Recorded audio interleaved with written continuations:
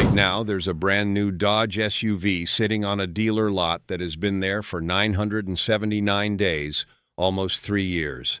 New car, never sold. The dealer slashed $9,750 off the sticker price, and it's still sitting there. That's not the worst one. There's a Buick Enclave in Ohio that's been waiting for a buyer for 1,290 days over 3.5 years.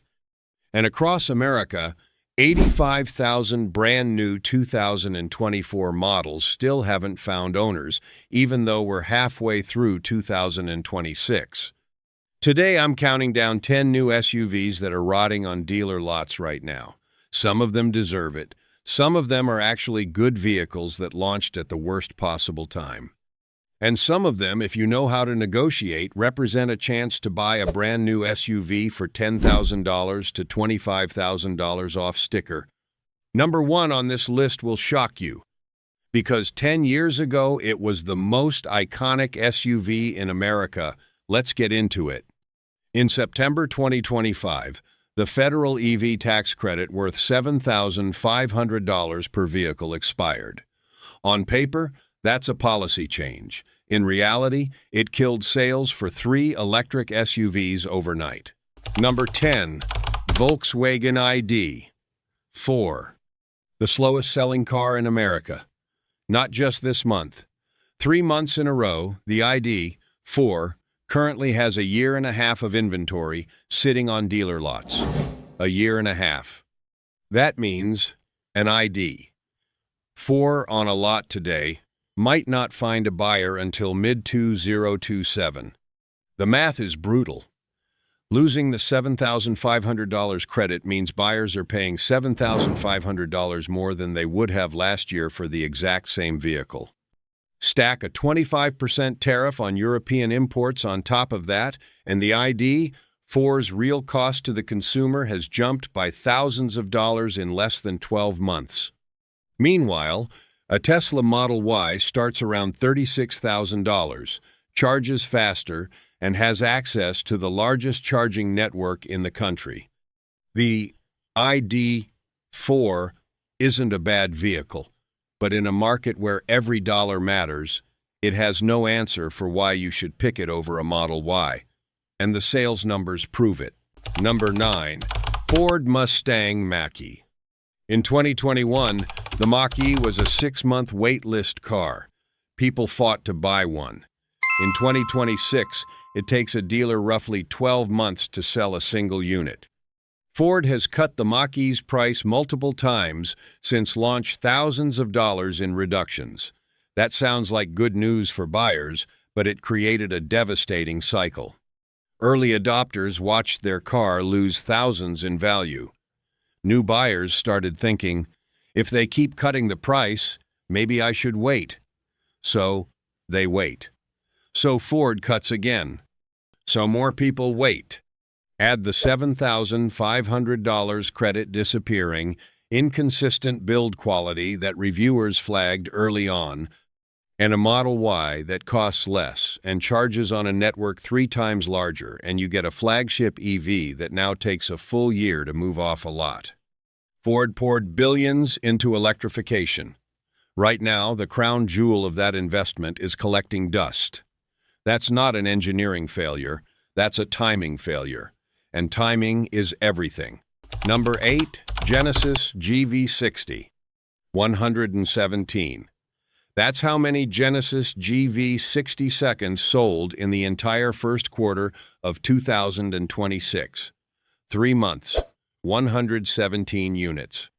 Toyota sells that many RAV4S before lunch on a Tuesday.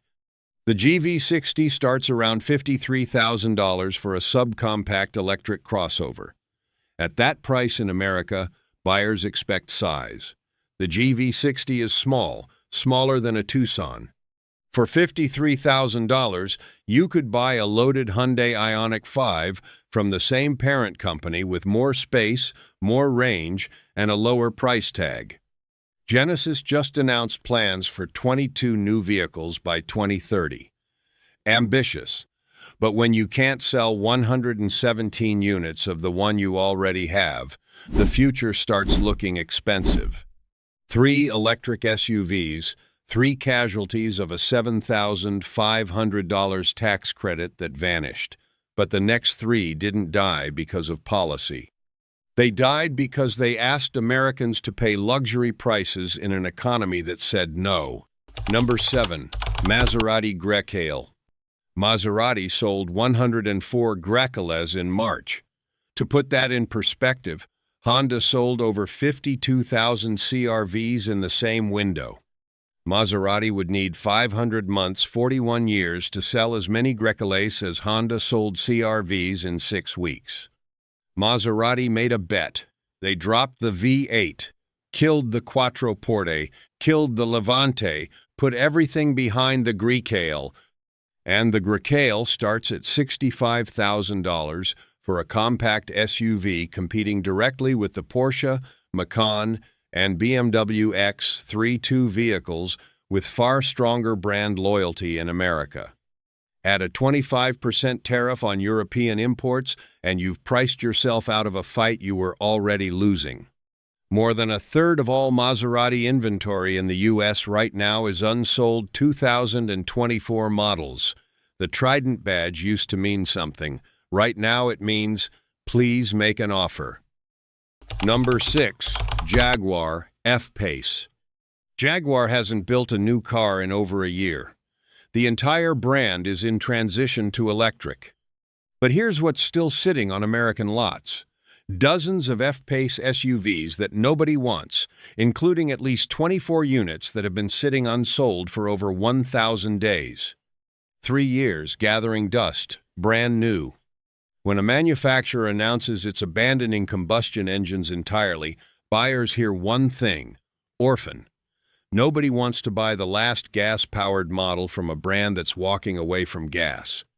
Service becomes uncertain, resale value craters, parts availability becomes a question mark.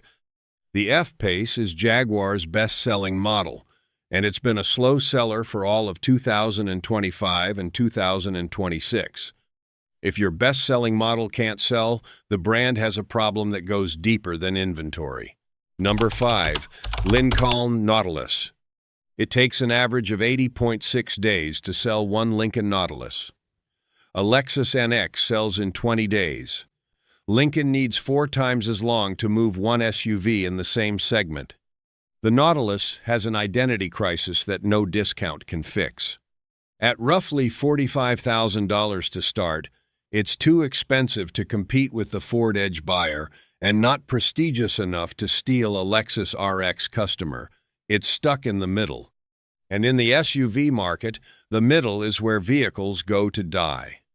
The interior is genuinely good, the ride is smooth, the technology works, but none of that matters when nobody walks into a Lincoln showroom to find out. Lincoln's average buyer age keeps climbing, their brand awareness with younger buyers keeps shrinking, and every month the Nautilus sits a little longer.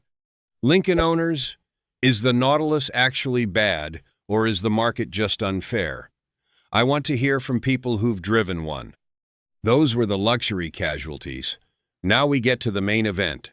4 SUVs, 1 parent company, tens of thousands of unsold vehicles worth billions of dollars. The Stellantis meltdown. Here's the headline number. In the top 10 vehicles with the most unsold 2024 inventory in America, 6 are Stellantis brands. 6 out of 10. Not 6 out of 100, 6 out of 10.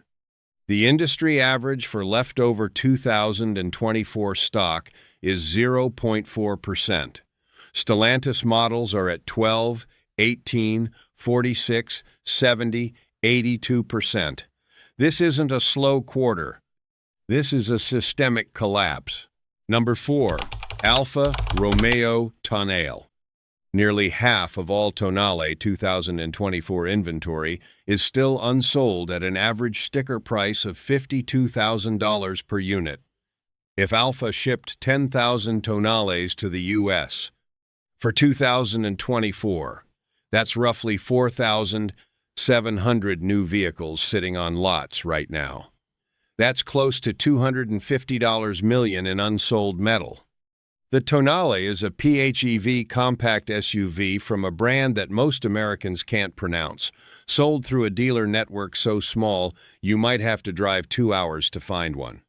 It shares its platform with the Dodge Hornet, which was just killed off after 3 years. When your mechanical twin gets discontinued, that's not a confidence builder for buyers. Alfa Romeo dropped the plug-in hybrid for 2026 and is trying to sell the gas-only version. Whether that's enough to save it remains to be seen. The lot inventory suggests it isn't. Number 3. Dodge Hornet RT. The Dodge Hornet lasted exactly 3 years. Total lifetime sales, 39,260 units. In its final full year, 2025, it sold just 9,365, a 54% drop. The final quarter, 879 units. That's it. Then Dodge pulled the plug. But here's where the story gets vivid. Right now, there's one specific 2024 Hornet RT Plus sitting on a dealer lot that has been there for 979 days. The original sticker, $49,620. The dealer cut it to $39,870, nearly $10,000 off. Still unsold. The price went back up, then back down to $39,888. Still unsold. The car now has 13,000 miles on the odometer from being used as a service loaner, and it still can't find a buyer. Across the country, only about 179 new 2025 Hornets remain. 138 are base GTs. Just 37 RT plug-in hybrids are left. Dodge's website doesn't even list a 2026 model. The Hornet was built in Italy, hit with a 25% tariff, priced like a premium vehicle, and sold under a brand that screams muscle cars, not compact European crossovers. It was a mismatch from day one. Nearly $10,000 off sticker, 3 years on the lot, production killed. If that isn't the definition of rotting, nothing is. Number 2, Jeep Grand Wagoneer. Jeep's flagship. Top trim MSRP, over $100,000. Dealers are slashing up to $25,000 off to move them. That puts the Grand Wagoneer at roughly $75,000, which sounds like a deal until you realize that at $75,000, you're shopping against the Cadillac Escalade, a vehicle with decades of brand loyalty that the Wagoneer can't match. The Grand Wagoneer L still has 24.1% of its 2024 inventory unsold. The standard Grand Wagoneer, 12.9%. These are six-figure trucks sitting on lots while dealers pay hundreds of dollars per day in floor plan loan interest just to keep them. Every day a Grand Wagoneer doesn't sell, the dealer loses money. Stellantis tried to convince America that Jeep belongs in the six-figure luxury space. America said no. A $25,000 discount hasn't changed the answer. Number 1. Jeep Grand Cherokee. This is the one I never expected to put on this list. The Jeep Grand Cherokee. Over 70% of 2024, inventory still unsold.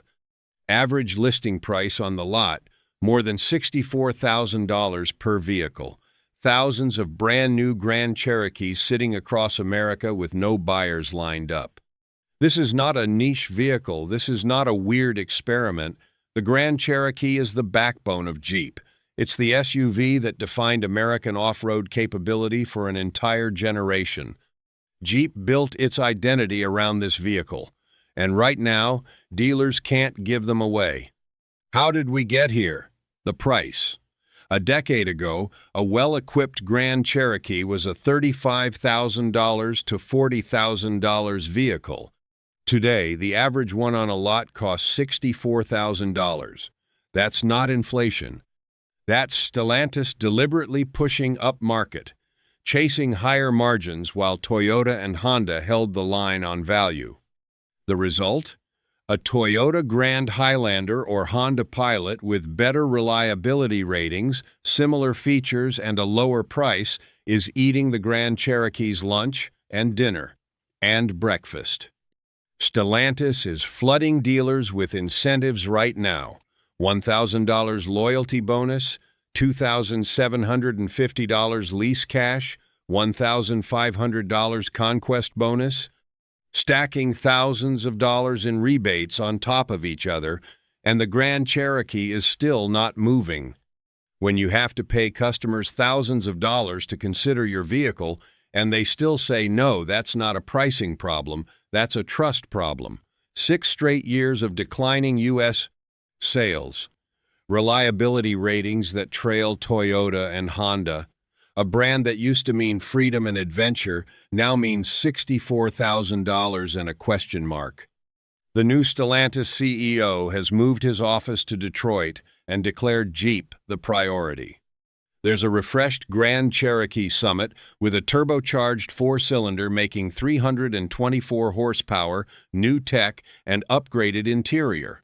Whether that's enough to turn the tide, we'll see.